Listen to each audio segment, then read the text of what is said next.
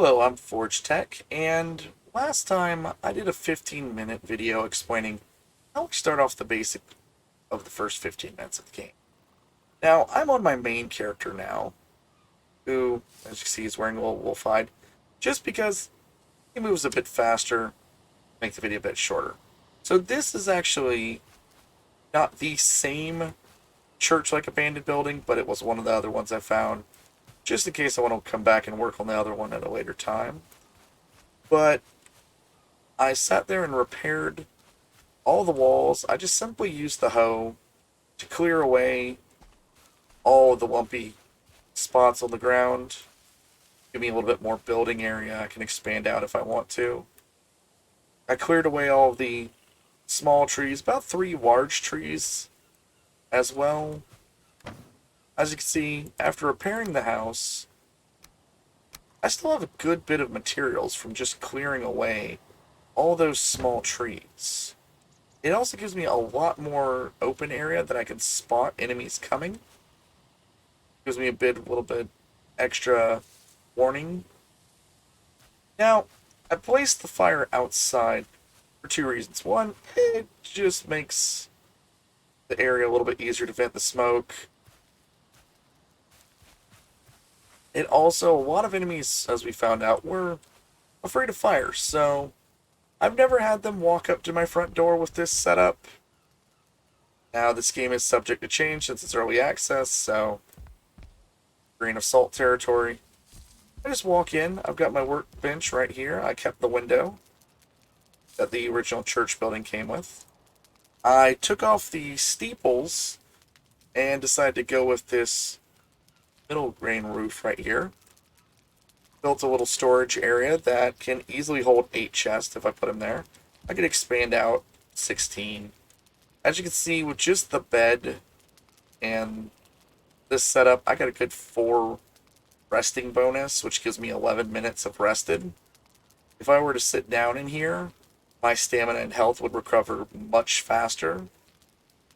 That makes working a little bit easier, since let's say if I'm running around out here using up all my stamina, I run back inside and, as you see, almost instantaneous recharge. Makes cutting down trees and other stuff a good, nice little quick job instead of a longer one. Now, as you can see, I got a good bit of room here. There's a couple ways to defend this type of base, but for now, its walls are actually pretty solid. It's not something that your basic railings are going to suddenly just smash through. Unless you're living in the dark forest type areas, there's not many enemies that are going to break through a normal wooden wall.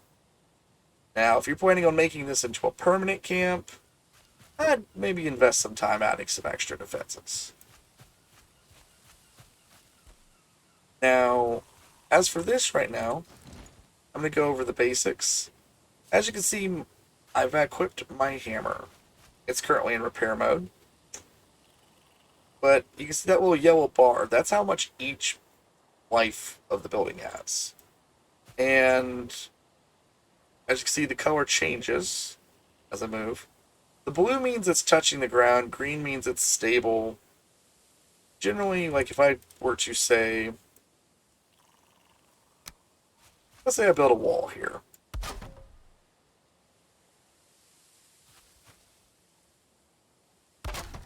Now, the first one's blue, second one's green.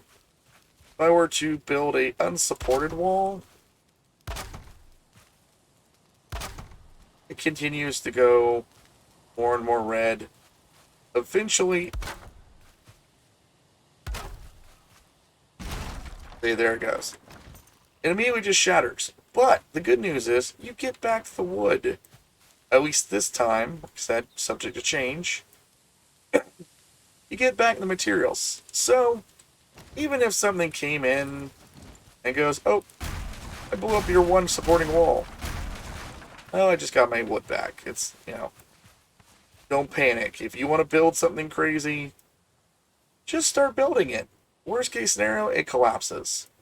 and you just get the wood back. It's not like you lost anything. Now, as we can see here, these are the wooden walls. You got, those are the round pole fences. These are more just, keep animals in on a farm and stop animals from staying out. Can give you a little bit of extra defense though if you want to. Stake walls are other option.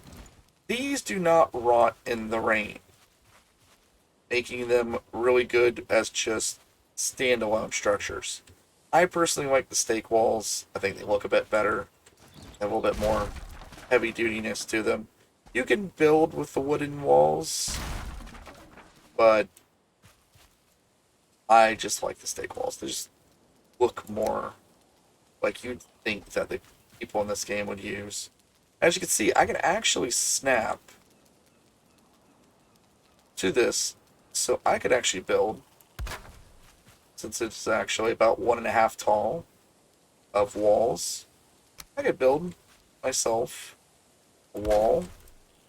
You can see it snaps to each other as well. So I could quickly build a defensive wall here.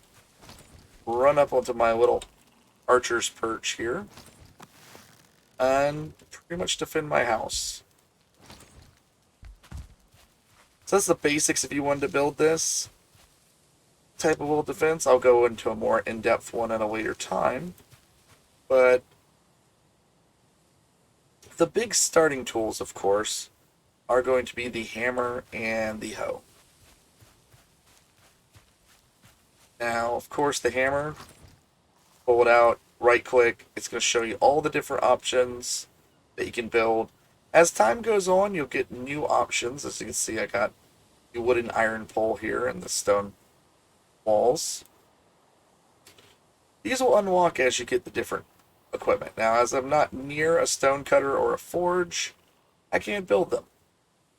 But early on, you get all these wooden pieces here. Actually, you can build a lot of advanced designs with these. I wouldn't worry too much. If you're a person that just enjoys building, just start trying out new ideas.